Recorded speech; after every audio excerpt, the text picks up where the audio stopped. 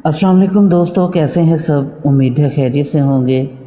तो दोस्तों, आज हम बात करेंगे हिटलर के बारे में कि जो अपनी आवाज़ से लर्ज़ा तारी कर देता था, ख़ुद किस खौफ में मुब्तला था। जानने के लिए वीडियो को एंड तक देखें, और जिन्होंने मेरा यूट्यूब चैनल सब्सक्राइब नहीं किया वो ज़रूर करें, ताकि इसी तरह हिस्ट्री से मुतल्लिक आपके नॉलेज में इजाफ़ा होता रहे। तो चलिए दोस्तों, वीडियो शुरू करते हैं। हाल ही में शाया होने वाले खतूत से मुनकशिफ हक़ाइक़ के मुताबिक अपने दुश्मनों के लिए खौफ की अलामत बनने वाला हिटलर ख़ुद भी एक खौफ में पूरी शिद्दत से मुब्तला था। रिकॉर्ड के मुताबिक 46 साला मरीज़ एडोल्फ मॉलर, होंठों के ऊपर 2 उंगली के बराबर नुमाया मूँछों का मालिक, इंसानियत का बहुत बड़ा कातिल दर हकीकत एडोल्फ हिटलर था। 62 साला मुआलिज डॉक्टर वॉन एकन को दुनिया की तारीख बदल देने का मौका मैसर था, मगर इसने ख़ुद को एक मुआलिज की हैसियत से ही फ़राइज़ अंजाम देने का फ़ैसला किया। बहुत सी किताबों में हिटलर की सेहत और नशा आवर अद्वियात के इस्तेमाल के बारे में ज़िक्र मौजूद है, मगर हैरान कुन तौर पर इसकी ताकत के मरकज़ यानी इसकी आवाज़ को नज़रअंदाज कर दिया गया। इसकी आवाज़ 1935 से मुसलसल तकारीर करने से भारी होने लगी थी, जिससे वह आवाम के जमे गफ़ीर को अपनी जानिब मुतवज्जा कर लेता था। हिटलर जर्मन ज़ुबान में नहायत फसाहत और बलागत पर मबनी तकारीर करने पर कादिर था, लेकिन अंदर ही अंदर इसे शिद्दत से यह खौफ लाहिक था कि कहीं वो गले के कैंसर में मुब्तला होकर अपनी कीमती आवाज़ ना खो दे। कार्ल ओटो वॉन एकन वो शख्स था जिसने इसे इसकी आवाज़ लौटा दी। हिटलर के असिस्टेंट और वफ़ादार साथियों ने डॉक्टर वॉन एकन की सियासी वाबस्तगी को खूब जांचने के बाद इसे अपने तबी आलात शार्प ब्लेड के साथ हिटलर के गले का सामना करने की इजाज़त दी।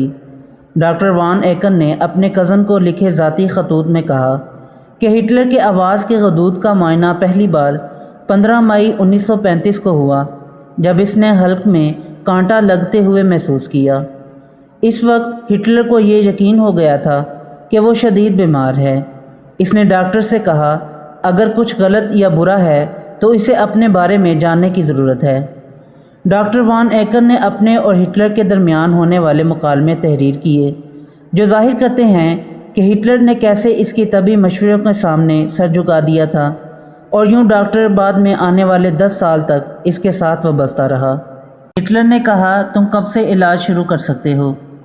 डॉक्टर एकन ने जवाब दिया, जैसे ही आपका हुक्म हो, फ़ौरन। फिर हिटलर ने कहा, मुझे एक बड़ी तकरीर करना है, मैं इसे कुछ दिन के लिए मौखर कर दूंगा।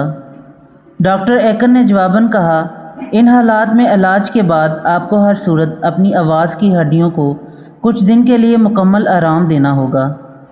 फिर हिटलर ने कहा, तो फिर तुम मेरे ख़िताब के बाद ही इलाज कर सकते हो। यह मुमकिन है कि महज अपने कज़न को मुतासर करने के लिए डॉक्टर ने अपने और हिटलर के दरमियान होने वाले मुकालमों को तहरीर करने में मुबालगा आराई से काम लिया हो, लेकिन यह हकीकत है कि हिटलर डॉक्टर वॉन एकन के इलाज से नहायत मुतमिन था। हिटलर की आवाज़ की हड्डी के कामयाब ऑपरेशन के बाद हिटलर बहुत खुश था। इसने डॉक्टर की रान पर खुशी से थपकी दी। डॉक्टर वॉन एकन ने अपने कज़न को तहरीर किया कि इसने जंग अज़ीम के ख़ात्मे के बाद हिटलर की मौत तक इसका इलाज किया।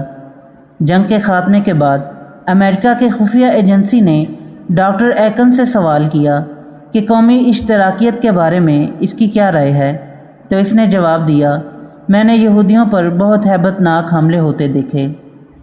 हिटलर अपनी आवाज़ की ताकत से बखूबी आगाह था, जो इसने अपनी सियासी सफ़र की इब्तदा में अवाम को मुज्तमा करने में इस्तेमाल की। वो अपनी इसी आवाज़ की बदौलत अज़मत की बुलंदियों पर जा पहुंचा था। तारीख़ के प्रोफेसर थॉमस वेबर ने हिटलर की नौजवानी से तेज़ी से ताकत हासिल करने का मुशाहिदा किया था। थॉमस वेबर का कहना था कि हिटलर एक अदाकार था, अगरचे वो अंदर से अदम तहफ़्फ़ुज़ के एहसास में मुब्तला था, मगर स्टेज सजाकर अपनी आवाज़ से ख़ुद एतमादी बरकरार रखते हुए लोगों को अपने इर्द गिर्द इकट्ठा कर लेता था। लोग दूर दूर से इसका ख़िताब सुनने के लिए आया करते थे। सियासी मकासद के हसूल के लिए आवाम से बराह रास्त ख़िताब करना आला तहरीरें लिखने से ज़्यादा उम्दा और नतीजा खेज़ अमल है। हिटलर ने बज़ाते ख़ुद अपने इश्तियाल अंगेज़ किताब में लिखा, میں سمجھتا ہوں کہ دنیا کی ہر بڑی تحریک اچھا لکھنے والوں کے برعکس عظیم بولنے والے کے مقروض اور ممنون ہوتی ہے۔ ڈاکٹر اینجا بس کا کہنا ہے کہ آواز شخصیت کا عکس ہوتی ہے۔ اس کے مطابق ہٹلر کی آواز چھید کر دینے اور خبردار کر دینے والی تھی۔ عوامی اجتماع کے سامنے وہ اپنے جسم کے مرکز کی بجائے گلے سے چلاتا تھا۔ یہ حیرت کی بات نہیں کہ اس کی بھررائی ہوئی آواز عوام کو اپنے سحر میں جکڑ لیتی تھی۔ وہ اپنی آواز کے اتار چڑھاؤ سے اپنی مختصر جملے کے آخری حصے میں عوام کو اپنے پیغام کا اشارہ دے دیتا۔ اس کے دل دہلا دینے والے الفاظ کی شدت تمام لوگ محسوس کرتے تھے اور اس کی چنگاڑ مستند تھی۔ وہ عوام پر ایک خاص جذبہ طاری کرنے میں کامیاب ہو جاتا۔ یہی وجہ ہے کہ وہ اپنی آواز کبھی کھونا نہیں چاہتا تھا۔ وہ ہمیشہ ڈاکٹر وان ایکن کو اپنے ساتھ رکھتا۔ 20 جولائی 1944 کو جب ہٹلر پر ایک بم کے ذریعے قاتلانہ حملہ ہوا تو دھماکے کی آواز سے اس کے کان کے پردے پھٹ گئے۔ اس موقع پر بھی ڈاکٹر وان ایکن کو ہی اس کے علاج کے لیے بلوایا گیا۔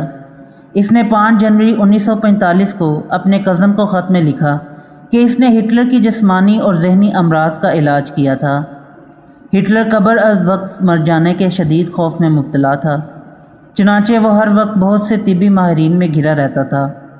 ہٹلر نے برملا اس بات کا اعتراف کیا کہ اسے اپنے ڈاکٹر وان ایکن پر مکمل بھروسہ ہے کہ صرف وہی اسے بچا سکتا ہے۔ برطانوی مورخ رچرڈ ایون نے بھی ڈاکٹر وان ایکن کے خطوط کے اصل ہونے کی تصدیق کی ہے۔ انہوں نے بتایا ہے کہ یہ حقائق جاننے پہچانے ہیں۔ یہ حقیقت ہے کہ زیادہ محنت کی وجہ سے ہٹلر کی آواز کی ہڈی کے 2 آپریشن ہو چکے تھے۔ یہ خطوط اس بات کی تصدیق کرتے ہیں کہ ہٹلر گلے کے کینسر کے خوف میں بری طرح مبتلا تھا۔ اس سے پہلے جرمن کینسر فریڈرک سیمم گلے کے کینسر سے وفات پا چکا تھا۔ ہٹلر کے دماغ کے کسی گوشے میں یہ بات بیٹھ چکی تھی۔ 1935 میں اس کے گلے کے پہلے آپریشن کے بعد جب اسے یہ معلوم ہو گیا کہ وہ کینسر میں مبتلا نہیں ہے تو اس نے سکھ کا سانس لیا۔ ہٹلر اپنے سامعین پر بھاری جذباتی اثرات مرتب کر دیتا تھا۔ یہ وہ دور تھا جب ریڈیو کی بہت اہمیت تھی، لیکن عوام کے سامنے دو بدو خطاب کرنا زیادہ اہم اور پرتاثیر تھا۔ اس زمانے میں ہٹلر روزانہ 40,000 سے زیادہ حاضرین سے خطاب کرنے کی صلاحیت رکھتا تھا۔ 1932 کے جون اور جولائی کے مہینے میں تو اس نے ایک دن میں 2 سے 3 مرتبہ بھی خطاب کیے۔ یہ بات ڈاکٹر وان ایکن کے لیے باعث فخر تھا کہ اس کو ہٹلر کے علاج کے لیے منتخب کیا گیا تھا۔ کیسی عجیب بات تھی کہ ایک شخص جو ہٹلر کی آواز کے بارے میں نہایت متفکر تھا، مگر اس کے کان کبھی یہ نہ سن سکے کہ دنیا اسے قصاب پکارتی تھی۔ تو دوستو، یہ تھی آج کی ویڈیو پسند آئی ہو تو لائک ضرور کریں اور میرے چینل کو سبسکرائب کریں۔ پھر ملتے ہیں ایک نئی ویڈیو کے ساتھ، تب تک کے لیے اجازت دیں۔ اللہ حافظ۔